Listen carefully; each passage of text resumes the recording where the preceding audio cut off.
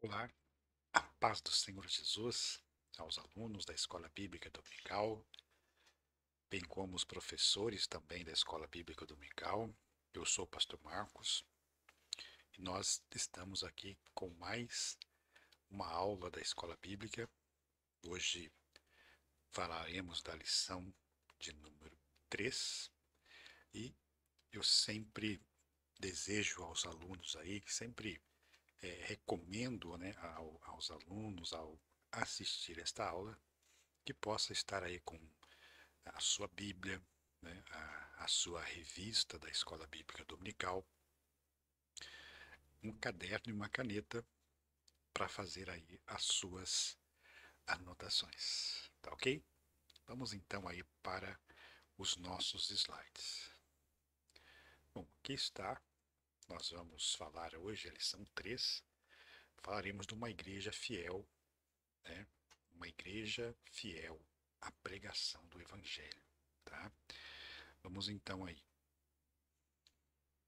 A primeira coisa que nós vamos ver aqui, na introdução, que esta lição, ela mostrará uma das marcas de uma igreja bíblica, seu compromisso com a pregação da palavra de Deus. Então, uma igreja bíblica é aquela que tem o compromisso com a palavra de Deus. Então, uma igreja verdadeira valoriza a mensagem das Escrituras e coloca Jesus Cristo no centro de tudo que ensina.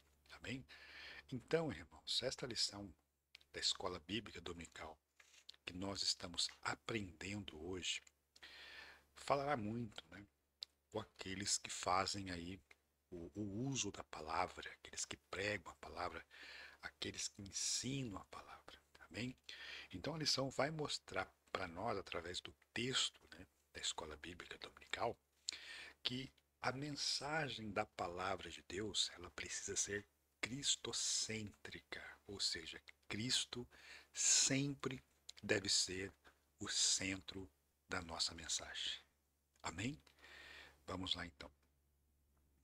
Bom, aqui no primeiro tópico falaremos que a igreja que prega as Escrituras. Vamos lá. A igreja deve pregar as Escrituras, pois elas revelam a Deus.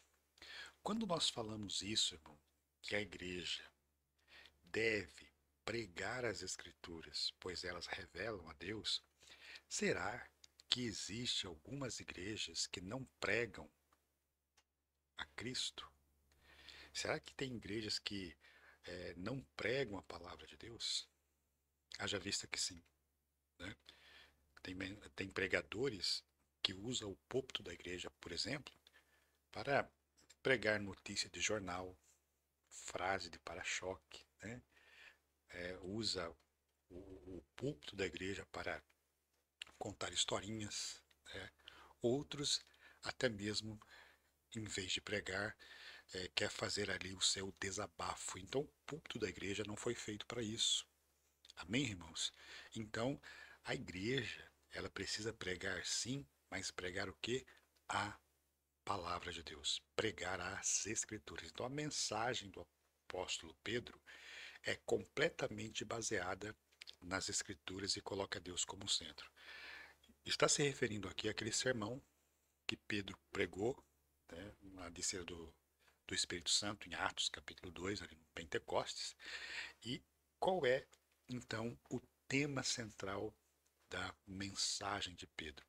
O tema central da mensagem de Pedro é o Cristo ressuscitado, que morreu na cruz, que foi morto e ressuscitou, né, e foi assunto aos céus. Então, essa era o centro da mensagem pregada pelo apóstolo Pedro, tá ok? E algumas coisas mais a gente vai aprender com ele aqui. Em Atos, no capítulo 3, 18 ao 25, Pedro usa trechos das Escrituras para fundamentar a sua pregação. Então, tudo aquilo que Pedro pregou naquele dia, Ele estava dizendo para aquelas pessoas que tudo o que aconteceu com o Senhor Jesus já havia sido escrito antes pelos profetas. Amém? Então, Pedro está falando aqui que tudo aquilo que os profetas pregaram ou profetizaram no Antigo Testamento estava acontecendo com Cristo, aconteceu com Cristo. Então, percebemos que Pedro realmente pregava as Escrituras. Amém, irmãos? Vamos lá então. As Escrituras apontam para Cristo. Então, se nós pegarmos todo o Antigo Testamento, amém, irmãos? Tudo que ocorreu lá, desde daquelas atividades, né, do tabernáculo, do templo, do sacrifício, né? Então, tudo ali tipificava Cristo. Amém? Então, Jesus disse que as Escrituras davam testemunho dele. João 5:39. Ele, vocês examinam as Escrituras e são elas que testificam de mim. Amém?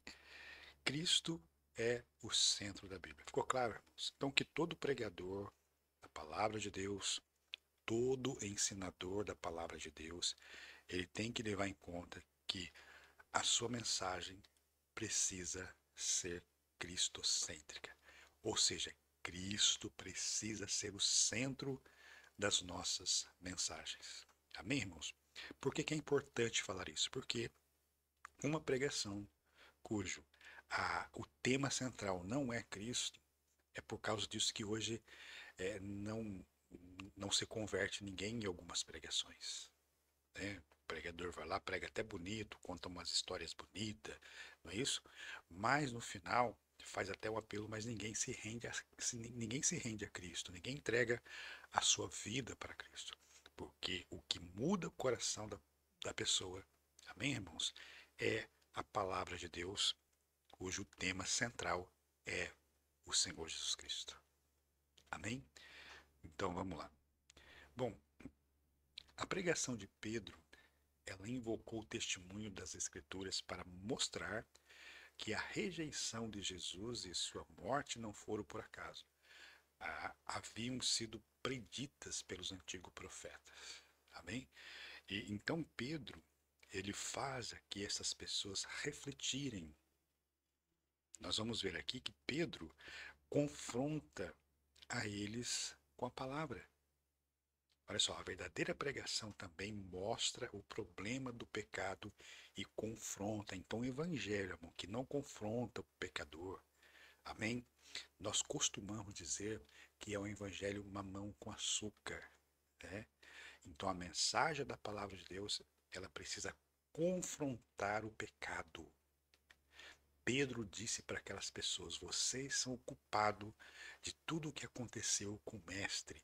Vocês o entregaram, vocês o crucificaram. Né? E quando aquelas pessoas receberam aquela pregação de Pedro, a Bíblia Sagrada diz que eles se comoveram. Amém? Eles batiam no peito, chorando, arrependidos, porque eles foram confrontados com a palavra. E eles fazem uma pergunta para Pedro: e agora? O que nós podemos fazer para ser salvo? E ele diz então: crê no Senhor Jesus Cristo, né? E sejam batizados para perdão de pecados. Amém, irmãos? Então, nós temos aqui a palavra grega metanoio. Metanoio significa também mudança de mente, mudança de interior. Amém, irmãos? Então, a palavra do Senhor, quando confronta o pecado, certo? Há uma mudança, há uma conversão, uma mudança de sentido. Amém? Aquela pessoa que andava no erro, ela já não vai andar mais. Amém? Aquela pessoa que andava na mentira, já não vai andar mais. Tranquilos? Prosseguindo aí, então. A pregação bíblica deve confrontar o pecado e exige uma mudança radical dos seus ouvintes. Amém, irmãos? Então, o Evangelho do Senhor Jesus Cristo tem capacidade de transformar a pessoa. O Evangelho transforma vidas. Amém, irmãos? Quem éramos nós no passado?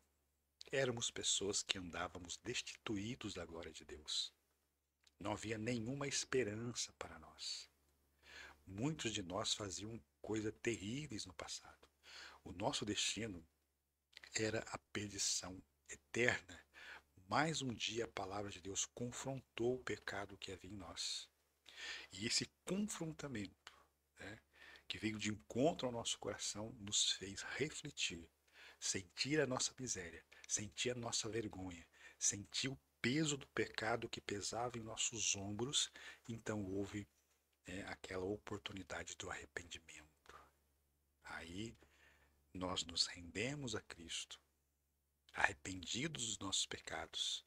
Amém, irmãos? Então ali começa o processo da regeneração, o processo da lavagem interna que o Senhor faz em nossas vidas, nos tornando então uma nova criatura. Amém?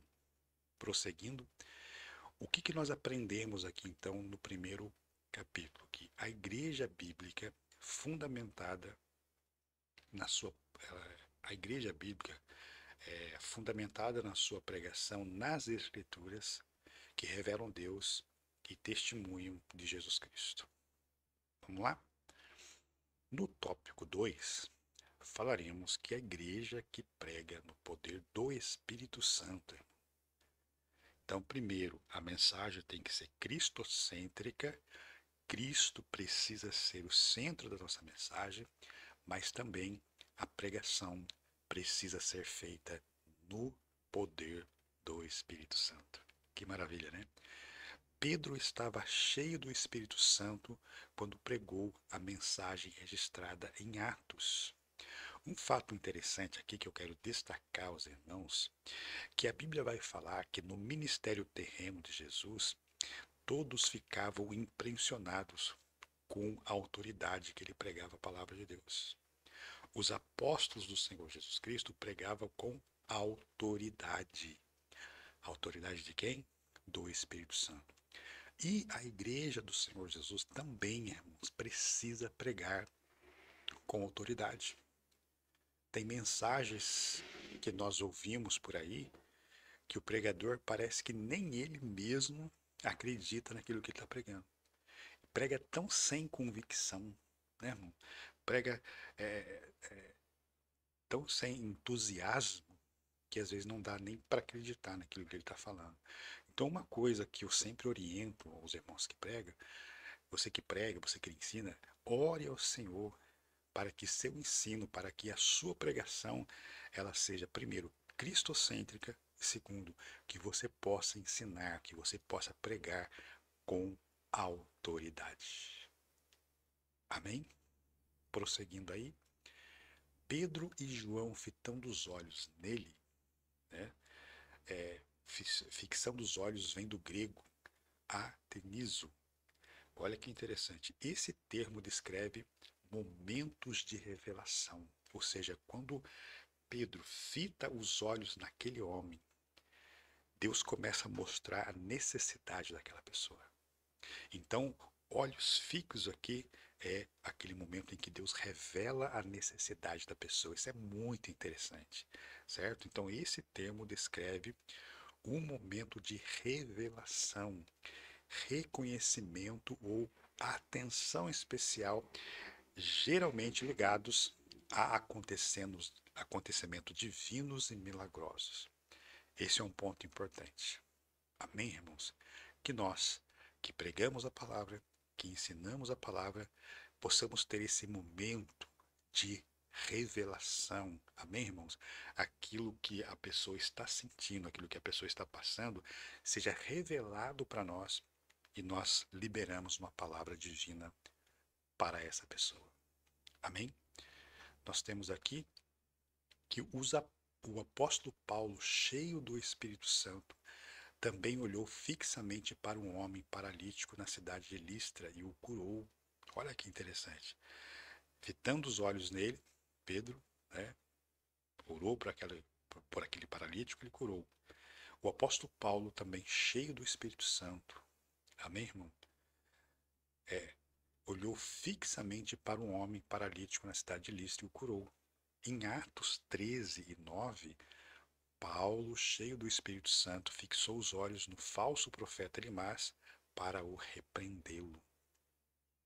Amém, irmãos? Então é muito importante, eu quero destacar algo aqui. É importante para que você que prega, que ensina, olhe nos olhos das pessoas. Amém? Existe pregador que prega, irmão, com os olhos fechados. Você já ouviu isso? É? Então, eu não sei se ele fica intimidado, mas eu já vi, já presenciei pregadores pregando o tempo todo com os olhos fechados. Então é importante você, quando estiver ministrando a palavra, quando você estiver ministrando para alguém, olha nos olhos dessa pessoa. Amém? Pois era assim que Pedro fazia, era assim que Jesus fazia, era assim que o apóstolo Paulo fazia, e a gente está vendo isso aqui na palavra de Deus. Amém? Olha só, fixar os olhos, o Espírito Santo é quem inspira e dá poder à pregação da palavra. Amém, irmãos? Se não vem de nós, possamos ser eloquentes, podemos falar com, com convicção, amém? Mas quem opera o milagre é o Espírito Santo. Temos que ter essa noção. Então, portanto, pregar não é apenas fazer discurso. Discurso bonito, muita gente faz, não é verdade? Só um minutinho aqui.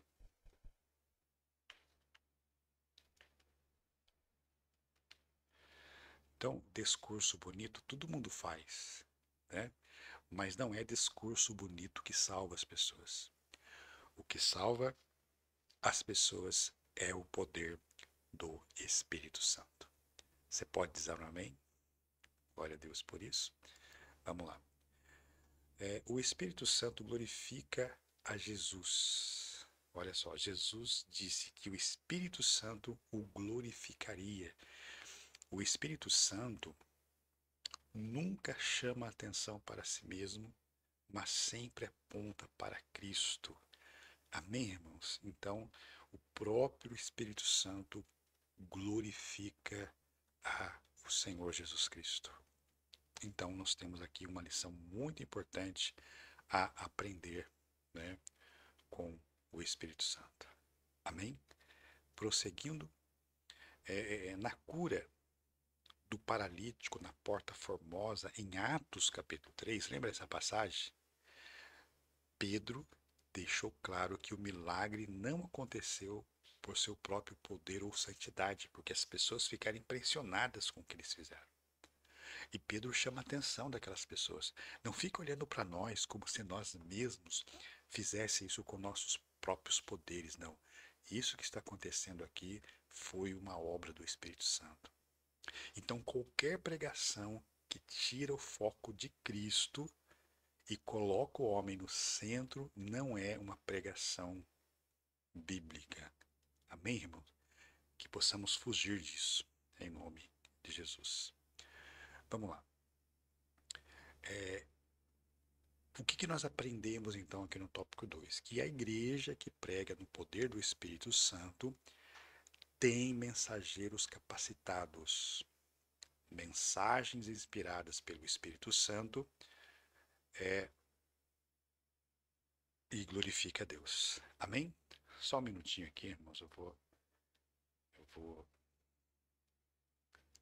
fazer uma coisinha aqui, já volto. Voltamos aqui então, vamos lá? Aqui no tópico 3, nós vamos ver uma igreja que prega a esperança vindoura. Vamos ver? A letra alerta a uma sociedade indiferente e insensível. O apóstolo Pedro já havia exortado os seus ouvintes da sua primeira pregação a salvarem-se daquela geração perversa.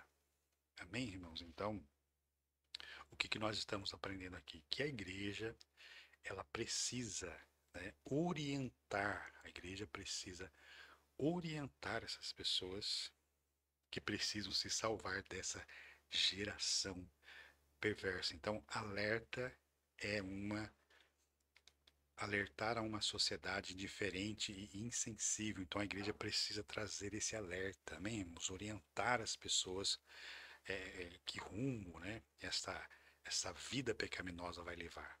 Então, é importante essa missão da igreja, tá ok? Então, o apóstolo Paulo, ele reconhece que aquela era também uma congregação, uma geração ignorante. Aquelas pessoas estavam caminhando para o abismo, sem Deus, certo? Ignorante no sentido de não conhecer a palavra de Deus. A Bíblia Sagrada diz, irmãos, que Satanás ele cega o entendimento dos incrédulos para que não resplandeça a luz do Evangelho, certo?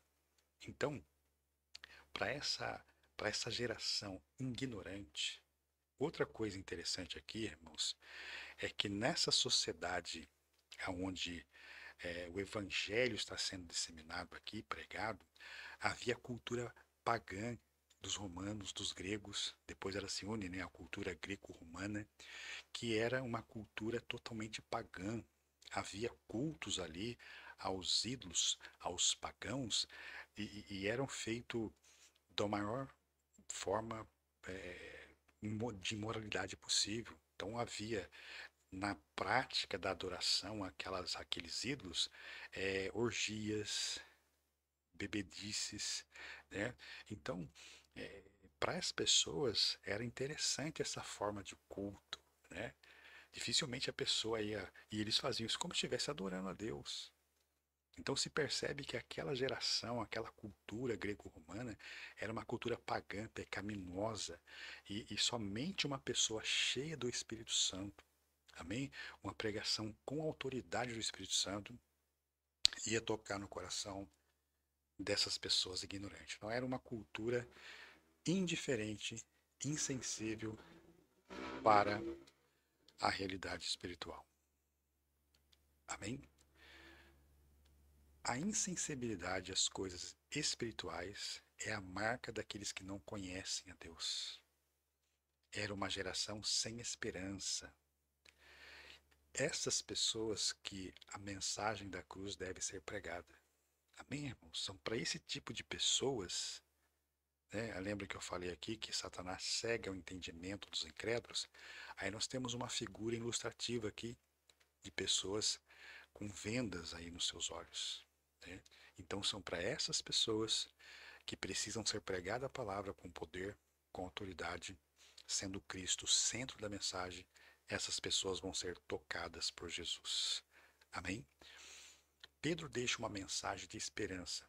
Venham assim os tempos do refrigério, certo? Pela presença do Senhor. Atos 3,19. Estas palavras tratam-se da futura restauração de todas as coisas no tempo de Deus se cumprirá. Então Pedro deixou uma mensagem escatológica. Pedro está falando assim que vai chegar um tempo determinado do refrigério, né? Vai chegar um tempo determinado que nós não estaremos mais aqui neste mundo. Paulo, quando escreve aos Tessalonicenses, ele vai falar que ali não haverá mais dor, que ali não haverá mais sofrimento e que Deus enxugará de nossos olhos todas as lágrimas. Amém? Então a igreja também ela deve pregar a mensagem de esperança para essas pessoas que estão perdidas no mundo. Porque muitas pessoas dentro da mente dela, elas entendem que morreu, acabou. Aliás, até ensinado para essas pessoas que elas têm que curtir, divertir-se bem aqui na Terra, porque morreu, acabou. Então é uma pessoa que não tem esperança. Mas nós, como igreja do Senhor Jesus Cristo, precisamos dizer para essas pessoas, amém, que há um tempo em que nós não estaremos mais debaixo desse sofrimento. Amém, irmãos? E esse tempo é quando o Senhor Jesus Cristo vier buscar a sua igreja e nos arrebatar e levar com ele para a glória. Amém?